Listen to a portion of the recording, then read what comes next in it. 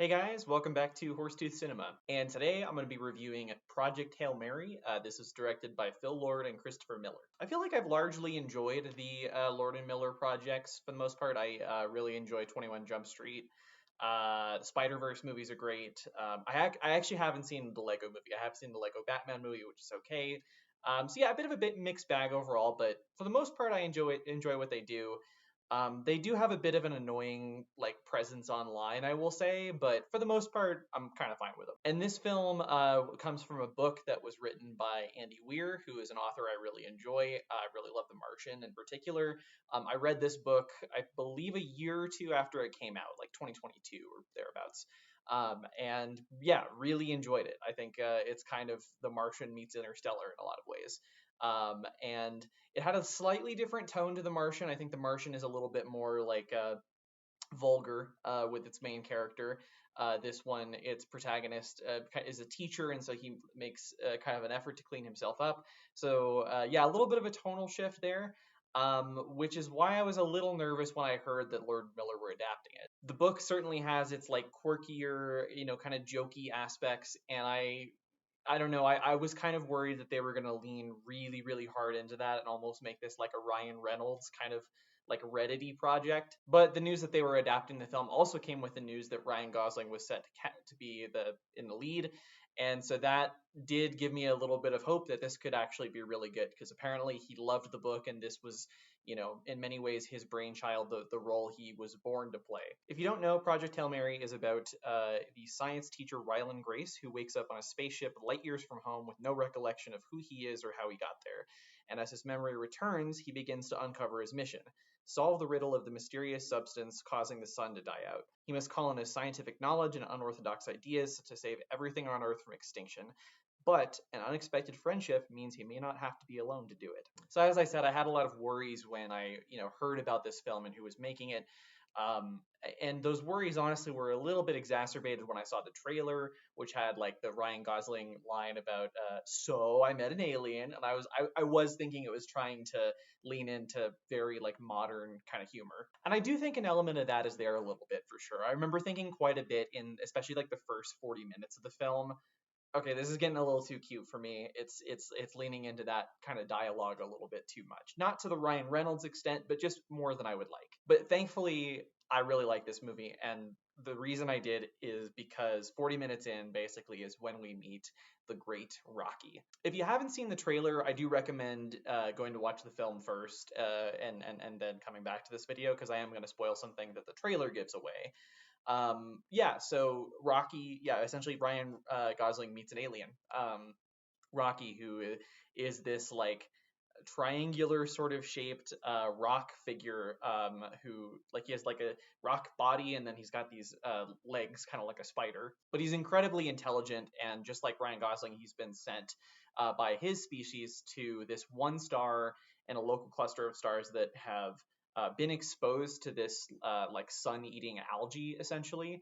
But it's the one star that hasn't been decreasing in its luminosity, and so they want to go study what's up with this star. Why is this star surviving while the other ones are not? And I remember when I read the book, I was like, I would love to see them turn this into a movie, but it's going to be such a big challenge to figure out how to do Rocky, because the way it's written in the book is it's really difficult to start. So the movie, I will say one thing it kind of glosses over, and probably rightly so, is it just sort of like writes in like a movie device for how they communicate. Like they kind of use a computer and allude to the fact that they're using math.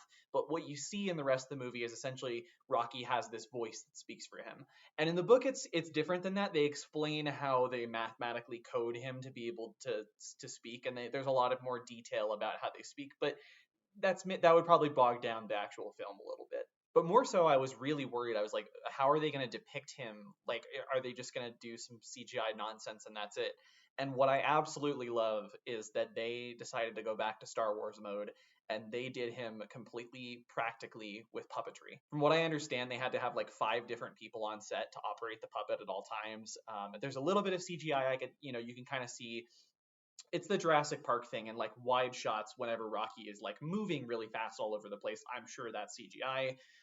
But anytime you get a close up of him, you can tell that you're looking at a real thing, which is fantastic. And in addition to just the practical effects and like how cool it is that they were actually able to pull this off, I just love Rocky as a character too. I think while Andy Weir, the author of the book, is very like hard sci-fi and he's so interested in the details, actually, writing science fiction in a way that kind of makes sense scientifically, I think the book works because there is this emotional weight, especially to Rocky's character, that kind of transcends all that nerdy stuff.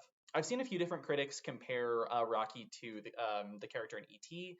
I can see that for sure. I think the movie actually invokes E.T. quite a bit, but more so actually what I thought of when I read the book and when I saw the movie was the comparison I made was the Jeff Bridges character in John Carpenter's Starman, where you have this alien character that is new to humans and he's noticing all these different like weird human interactions and always making kind of funny comments about like why it's weird that humans do something the way they do.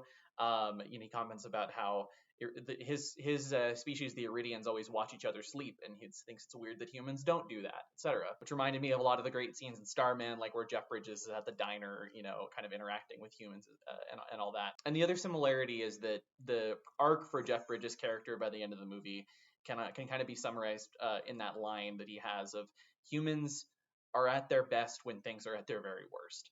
And I think that's Rocky's arc too in a lot of ways. He sort of learns, he's very skeptical of weird things about humans for a good portion of the movie. But once he sees kind of the selflessness of or at least the perceived selflessness of what he sees in Ryan Gosling's character, he's really moved and he, kind of learns to love humans in a lot of ways. And the friendship that blossoms between them is just so beautiful and so just touching. That being said, I was going back and forth a little bit between on how much I like this.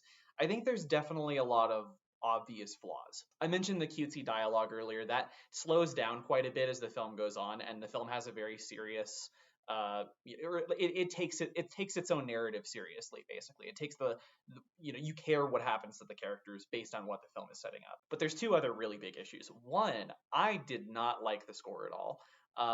There's parts of it. There's some themes that are really good. I think some of it's kind of cribbing from Interstellar, honestly.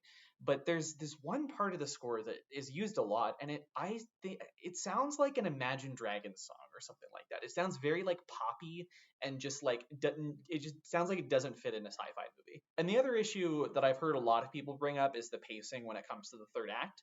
And this is something I tried to kind of remove myself from because having read the book, I know how it goes.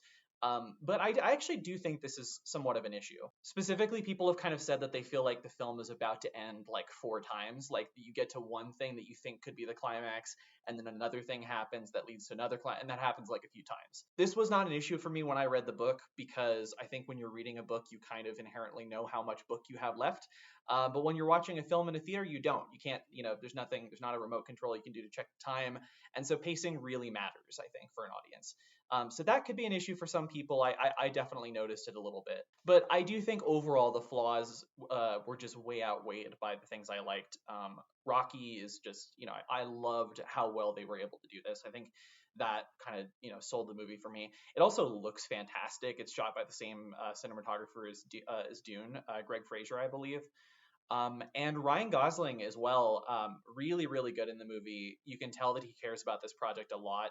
And he just kind of has it's a funny character that he plays because he has like obviously with his presence he has like this movie star aura to this role that really makes you believe him as a leading man, but the character is also kind of a loser in a lot of ways. He wants to keep him to himself. He doesn't want to be the hero, and so it's a nice balance I think he's able to strike with the character. So I'm going to give this film a light 4 stars. I could see myself liking it more or less on a rewatch. Not really sure how I'm going to feel about it.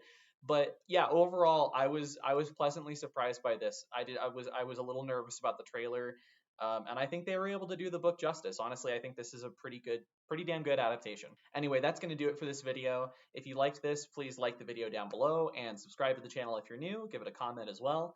I've got more reviews coming up soon. I'm going to be reviewing Julia Ducournau's Alpha next, so stay tuned for that, and I will see you guys in the next video. See ya.